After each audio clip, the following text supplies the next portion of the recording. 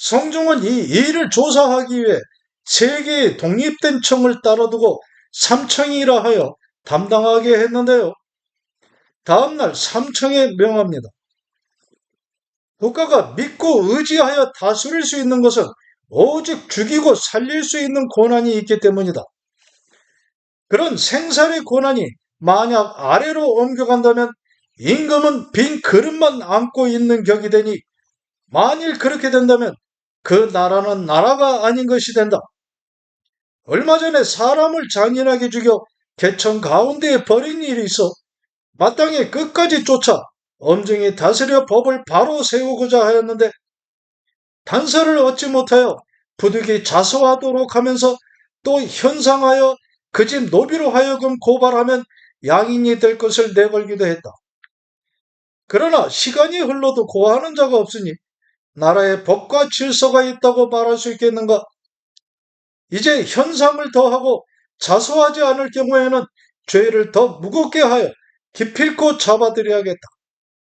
만약 고하는 자가 나타날 경우에는 전에 반포했던 현상과 더불어 면포 500비를 더하여 주고 자수하지 않은 자의 6천 이상 친족은 모두 중재로 다스리도록 하라. 속히 방을 내부쳐 알리고 구석구석 모든 사람이 알 수 있도록 하라. 이런 일이 생겨나는 경우에는 그 집 노비가 알지 못할 까닭이 없게 되는데요. 그러나 뒷날의 보복이 뚜렷한 현실에서 노비가 나서서 고발한다는 것은 실제 거의 가능하지 않은 일이었습니다. 며칠 후 성종은 삼청에 가는 승지를 통해 명합니다. 이화가 단서를 흐트러뜨리는 행동을 번거롭게 많이 하고 있으나 반드시 끝까지 추궁하여 곧 사실을 자백하도록 해야 한다. 지금 그 죄는 죽이는 데까지 이르는 것이 아니나 이제 사실을 자백하면 가장 가벼운 죄로 벌할 것이지만 그렇지 않고 계속 부인하면서 그 죄 없음을 밝히지 못한다면 마땅히 사형으로 처치할 것이다. 지금 한 사람으로 인해 무고하게 형장을 받고 있는 사람이 매우 많은데 이화가 어찌 그 소리를 듣지 못했겠는가? 이런 상황을 잘 전달해 이화가 깨닫게 하고 여러 정승에게도 전해 주변에 알리도록 하라. 이화를 중심으로 상황이 심상치 않게 돌아가게 되자 삼청에 속해 수사에 관여하고 있던 이극돈이와 아래입니다.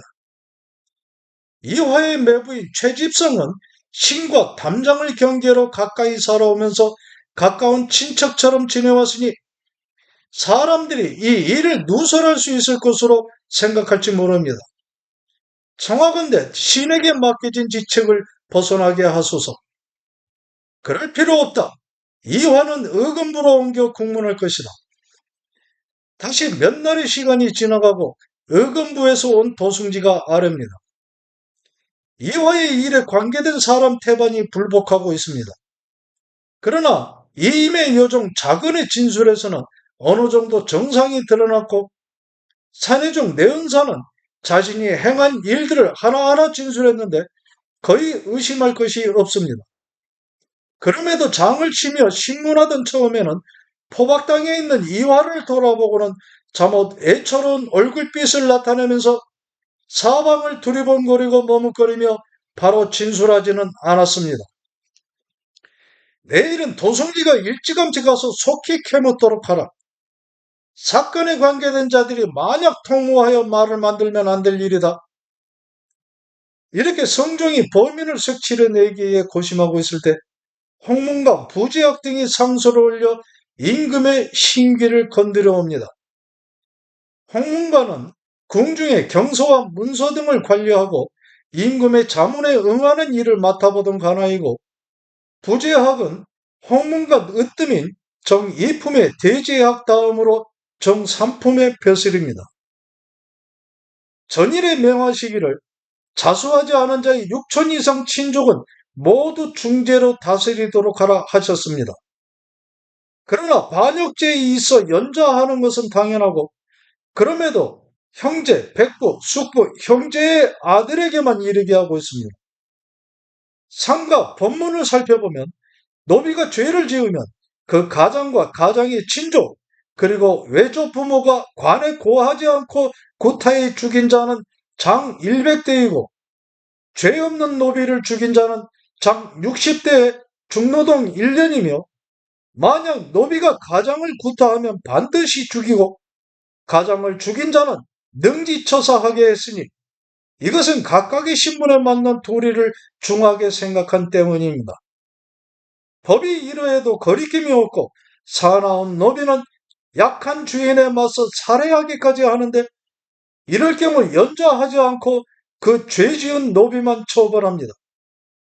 그런데도 주인이 노비를 살해한 경우에서는 그 죄를 족친에게까지 연좌하게 하셨으니 형벌을 사용함에 있어 위와 아래가 바뀌어 있는 형국이 아니겠습니까? 살리고 죽이는 것은 임금의 큰 권한이고 신하가 함부로 행사할 수 있는 것이 아니다. 그런데 이번에 떠내려온 시신에는 찢어지고 갈라져 있는 상처들이 있어 잔악하기가 매우 심해 이것은 나라의 법이 있음을 전혀 무시한 행동이기만 하다. 이 일은 반드시 거가 대족에서 생겨난 것인데 지금 조정에 벗어나는 사람으로 이화의 친척이 많은데도 누구 하나 고하지 않고 있으니 임금을 기만하고 있는 이 죄를 어찌 다스려야 하겠는가? 그대들의 직분은 나를 도와 법을 바로 세워야 하는 것인데 오히려 이처럼 말하는 것은 무엇을 위함인가? 신들의 직분은 경연에서 모시며 알고 있는 것을 말해야 하는 것입니다. 이 일이 법에 적합한 것이었으면 신들은 마땅히 먼저 아뢰었을 것입니다. 법은 편의에 따라 한때에 세웠다가 없애는 것이 아니라 만세에 시행되도록 해야 하는 것입니다. 하늘이 내리신 백성은 처음부터 귀하고 천함이 없는 것이다. 비록 각각을 구분하여 노비와 주인이라 부르고 있지만 처음에는 모두 하늘이 내리신 백성인데 모두가 자기 노비라 하여 잔악한 행동을 마음껏 한다면 그것은 하늘의 백성을 해치는 것으로 어찌 임금이 존재하고 법이 있다고 말할 수 있겠는가? 또 그대들이 법 외의 형벌을 적용해서는 안 된다고 생각했다면 처음부터 가해야 했을 일인데 어찌 지금에 와서 그렇게 말한다는 것인가? 이화의 옥사가 거의 마무리되어 장 100대에 처해야 할 일을 내가 80대로 감할 것을 명하거나 혹은 사형에 처하게 한다면 그대들은 어찌할 것인가? 신들은 단지 정법에 따르기를 바라는 것뿐입니다. 80대로 감하신다면 그것은 임금의 살리기를 좋아하시는 덕이며 만약 죄를 더하여 사형에 처하라 하신다면 신들은 마땅히 그것이 불가함을 아랠 뿐입니다. 그 사이 범인으로 지목되고 있는 이화가 상소를 올리고 그 내용에 만족하지 못한 성종이 명합니다. 이화의 상소를 보니 오직 부인하는 내용일 뿐이다. 그러나 양반가의 집안일은 이웃이라 해서 알 수 있는 것이 아니고 그 집의 노비들이 알 수 있을 뿐이다. 이제 이화의 노비들이 하나하나 진술하였으니 남은 것은 이화가 자백하는 것이다. 그러하니 이화가 여종 동비를 간통해 왔는지를 그 집 노비들을 통해 알아내도록 하라. 이화의 사건에 관계된 사람들이 이미 이화가 동비를 간통해온 사실을 진술했고 이임의 두 여종도 진술하기를 이화가 일찍이 동비를 간음해 왔는데 동비를 질투해 음부를 베어서 살해했다는 말을 이화의 집 사내종에게서 들었습니다. 고 하였습니다. 더구나 이화의 집 노비 4사람도 이 사실을 진술했고 이화도 말하기를 3월부터 동비와 간통하기 시작했는데 동비가 나한테는 나가라 요구하고는 사내종은 방 안에 몰래 머물러 있게 하면서 간음하여 내가 그것이 미워 죽였을 뿐입니다. 하였습니다. 이로써 옥사는 의심할 바 없게 되었으니 사건을 마무리하는 것이 어떻겠습니까?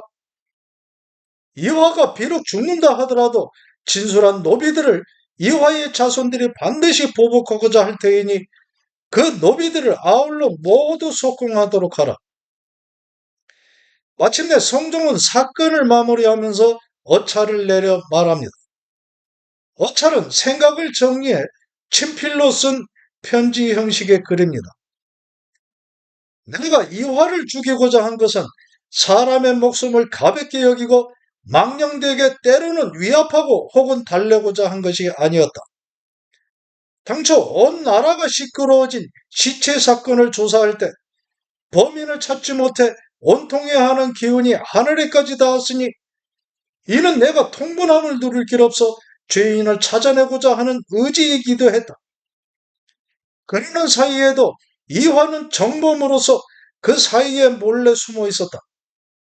처음부터 한 여종을 미워하여 큰 옥사를 일으키게 된 것을 뉘우치고 사실을 자백하여 임금의 말을 공경히 했어야 했는데 오히려 기만하고 속여왔으니 이 어찌 용서할 수 있는 사람이겠는가? 그러나 내가 삼가야 할 것은 세상을 넓게 바라봐야 한다는 것이다. 또 임금은 여러 언원들 중에 중심을 이루어야 하는 사람이니 여러 사람이 옳다고 하는 바는 내가 마땅히 함께 할 것이며 여러 사람이 잘못되었다고 하는 일은 내가 당연히 버릴 것이니 이제 특별히 이화를 사형에서 감하고자 한다. 사관은 이 사건에 대해 따로 다음과 같이 기록하고 있습니다. 참고로 성종실록은 1495년 연산군 1년에서 1499년 연산군 5년에 걸쳐 완성되었습니다. 이화의 성품은 본래 잔혹하고 포악해 여종 동비를 때린 것이 매우 참혹했다. 그러나 동비는 한쪽 다리가 썩어 죽었으니 발견된 시체는 동비가 아닌 것이 명백하다. 이화의 옥사가 이미 이루어지고 난 다음에 유기된 시체 사건이 꿰맞춰진 것은 의심할 바 없는데 홀로 대사원 성주는 말하기를 칼로 절개한 것이었다 하였고 이화는 진술하기를 호미로 갈랐다 했으니 호미는 날이 무디고 칼날은 예리해 만약 호미로 갈랐으면 음부에서 항문까지 살해난 상처가 매끄러울 수 있겠는가? 옥사를 신문하여서 사실을 알아내는 것이 이처럼 어려운 일이다. 사관은 부분을 달리해 다시 따로 기록하고 있는데요.